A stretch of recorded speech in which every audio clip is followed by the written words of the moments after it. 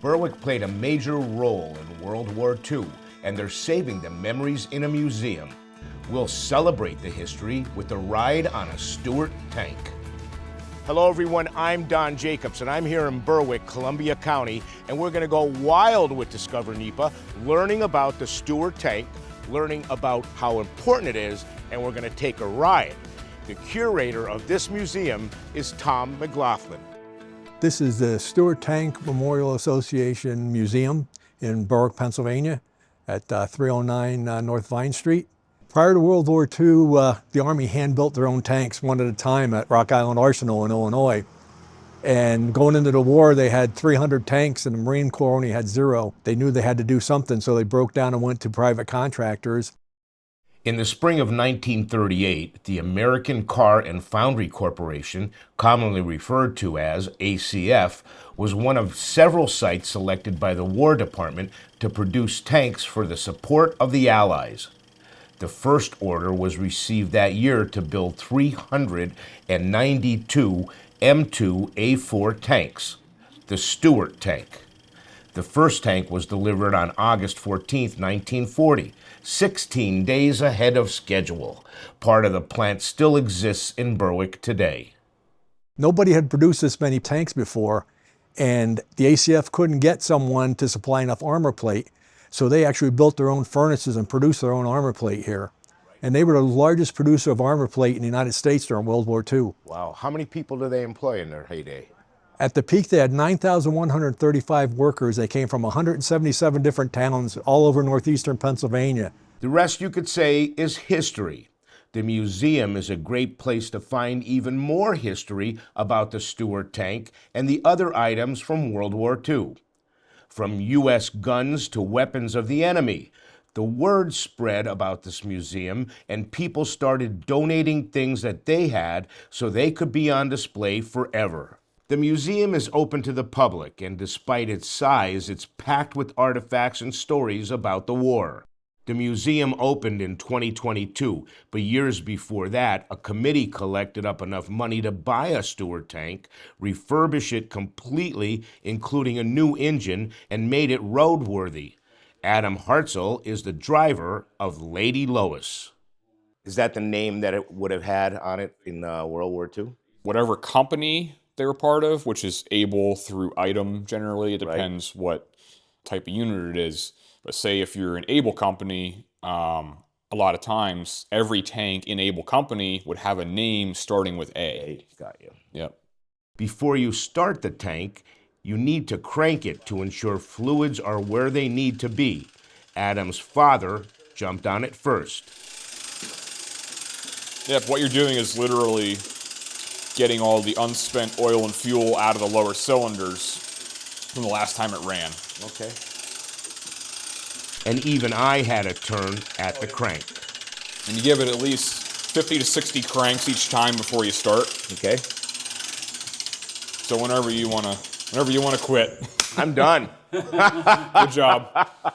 All of this stuff is outfitted with authentic World War II stuff, right? The shovel would have been there, the axes, everything, right? Yep. You're living and fighting out of this vehicle as a part of a crew of 4 men. So you got to have enough stuff for those guys to survive for a long period of time, without any help.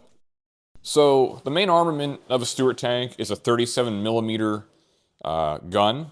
This was, of course, very small, but at the time these tanks were developed early in World War II, in the early 40s, the primary role of light tanks is generally not to fight enemy tanks. It's infantry support, reconnaissance. That's why they're built to be fast.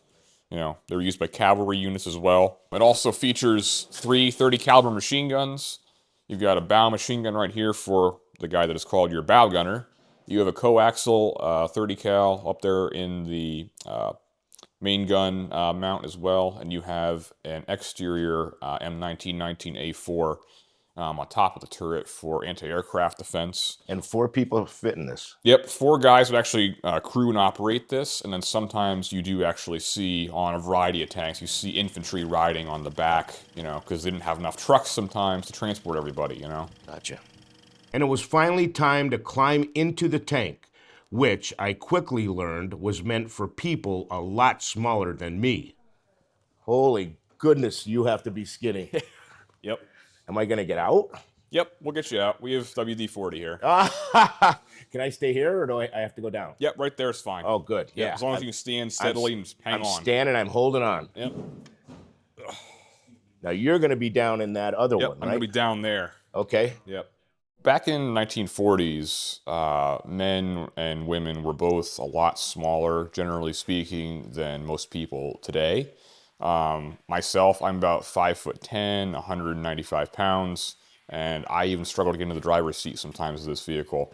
Even the crew hatches, they're a little bit better than the driver's seat to get into, but still, it's hard to get into. And now the noise begins when he started up the engine. Both mags on. Couple pumps on the accelerator pedal. Ready, Don? Yes, I am. Starting.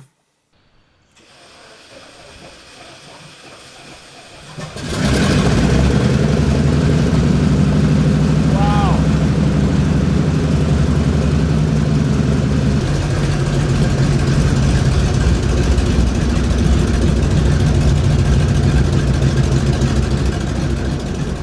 Your neighbors must love you. So how often do you get like stopped by the cops going down the road? Never. They know we're here. They're right down the street at City Hall anyway. So. Right? Yep. Every time I have it out on the street, people are waving and cheering and stuff. So Absolutely. Why not, right? it's the only town in America where you can see a tank drive down the street and it's normal. And it's normal. You got that right. It happened during the war too, because they tested them by going out Route 93 from Berwick to Orangeville and back. Oh, is that right? That's why we actually talked with the state and we got 93 from Berwick to Orangeville renamed Stuart Tank Memorial Highway. Because that's what they tested them. Yep. How do you like that? It also has a 5-speed manual. It's called a synchro mesh transmission. So you got 5 gears and then forward and reverse. It was known for its speed, wasn't it? Yeah, these tanks were actually the fastest tank that we had at the time in World War II when they came out in the early 40s. The top speed is about 35 miles an hour in 5th gear. What an awesome experience. It's going back in the garage, but it could be coming to a town near you. Now, for this episode of Go Wild with Discover NEPA and all the other episodes, you can go to discovernepa.com or subscribe to YouTube.